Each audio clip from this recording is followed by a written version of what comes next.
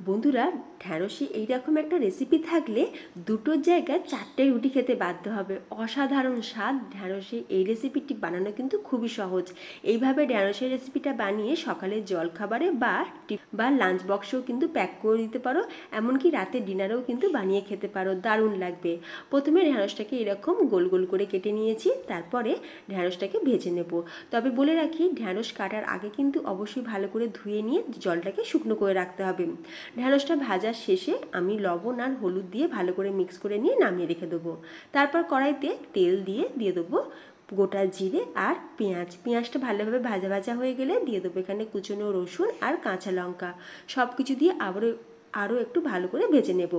তারপর দিয়ে দিতে হবে টমেটোকে পাতলা পাতলা করে কেটেছিলাম। টমেটো দেওয়ার সাথে সাথে দিয়ে দেবো অল্প সামান্য লবণ, গ্রেট করে নেওয়া আদা, কাশ্মীরি লাল লঙ্কার গুঁড়ো, হলুদ গুঁড়ো আর জিরের গুঁড়ো।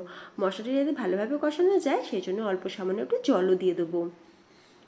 মশলা ভালোভাবে কষানো হয়ে গেলে 3টে ডিম ফাটিয়ে দিয়ে দিচ্ছি।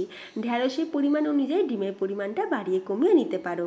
ডিম দেওয়ার সাথে সাথে দিয়ে দেবো পরিমাণ মতন লবণ আর হাফ চা চামচ গোলমরিচের গুঁড়ো। সব কিছু দিয়ে ভালো করে মিক্স করে নিয়ে যখন দেখবে ডিমটা এরকম ভুর্জি টাইপের হয়ে যাবে, তখন দিয়ে দিতে হবে ভেজে রাখা ঢ্যাঁড়স। নামানোর আগে ধনেপাতা আর লেবু রস ছড়িয়ে নামিয়ে নিলেই তৈরি দারুণ দারুণ ভেন্ডি রেসিপি। তোমরাও বানিয়ে খাও, সাবস্ক্রাইব করে যাও।